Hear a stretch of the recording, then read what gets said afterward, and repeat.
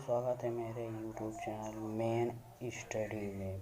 Please मेरे इस channel को सब्सक्राइब कीजिए तथा बेल आइकन को ऑन कर लीजिए, जिससे मेरे चैनल की सभी खबरें आपको मिलती रहे। तो आज हम पढ़ने वाले हैं कक्षा 10 मैथ वास्तविक संख्या। तो हम जानेंगे वास्तविक संख्या क्या होती है और इस चैप्टर का पूरा इंट्रोडक्शन। तो सबसे पहले आप देखिए वास्तविक संख्याएँ क्या हैं।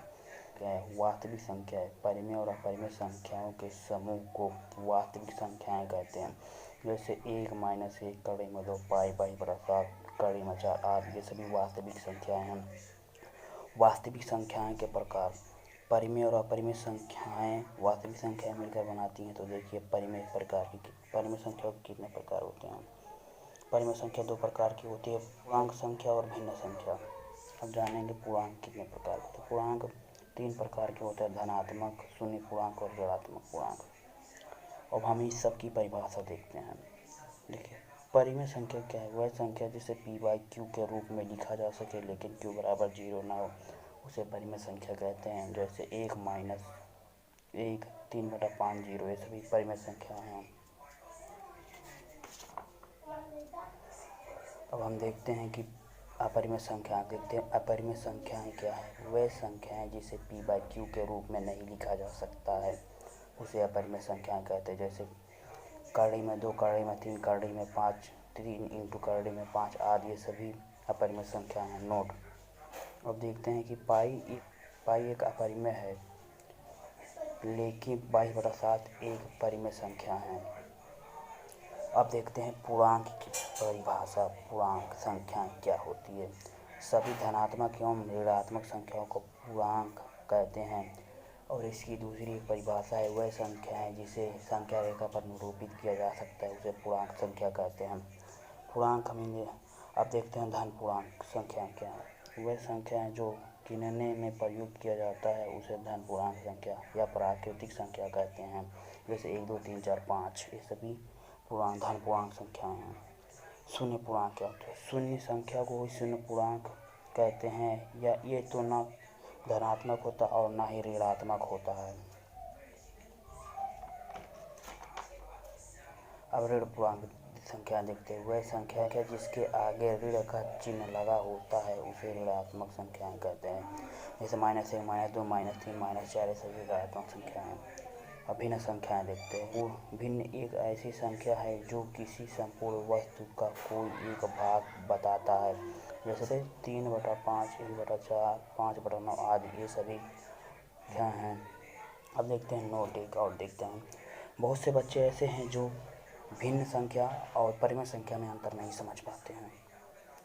तो देखते हैं भिन्न संख्या परिमेय संख्या का प्रकार है, लेकिन भिन्न संख्या के आगे धनात्मक का चिन्ह होता है, और लेकिन परिमेय संख्या के आगे धनात्मक और ऋणात्मक चिन्ह दोनों होते हैं। जैसे भिन्न संख्या जैसे 3/4 4/9 10/3 ये सभी भिन्न संख्या हैं।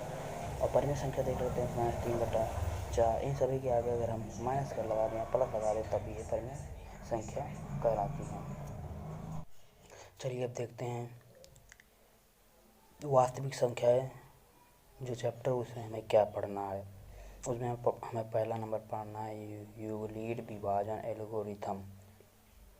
तो इसकी परिभाषा हम देखते हैं। यदि किसी धनात्मक पूर्णांक a को किसी धनात्मक पूर्णांक b से भाग दिया जाए तो शेषफल r प्राप्त होता है, जहां a बड़ा होगा b से और b बड़ा होगा r से। r 0 से बड़ा हो सकता है या फिर 0 के बराबर हो सकता है। इसे एल्गोरिथम विभाजन कहते हैं।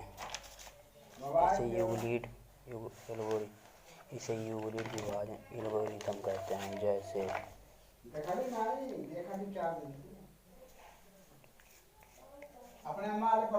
हो गया 5/12।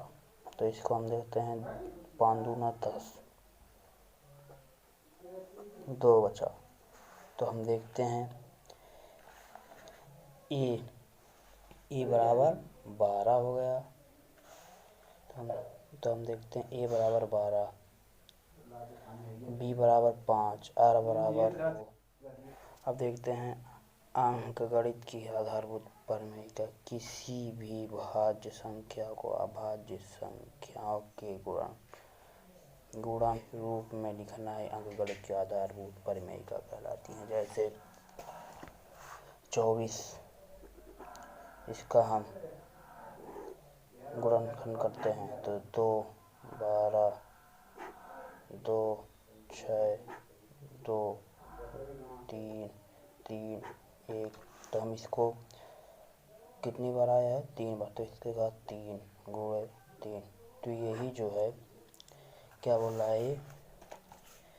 तो अभाज्य संख्या, किसी भी भाज्य संख्या को अभाज्य संख्याओं के गुणनफल के रूप में लिखना अंकगणित की आधारभूत प्रमेय कहलाती है। देखिए भाज्य संख्या था, ये अभाज्य है, ये भी अभाज्य है। तो देखिए यही अंकगणित की आधारभूत प्रमेय का हो गई। अब देखते हैं यूक्लिड विभाजन प्रमेय का क्या है। यदि कोई दो धनात्मक पूर्णांक ज्ञात हो, अन्य दो अद्वितीय धनात्मक पूर्णांक r और q और r इस प्रकार प्राप्त होता है कि a बराबर bq प्लस r, जहाँ 0 r के बराबर हो सकता है या फिर r बड़ा हो सकता है 0 से, और r से बड़ा b होगा। जैसे आज देखिए कि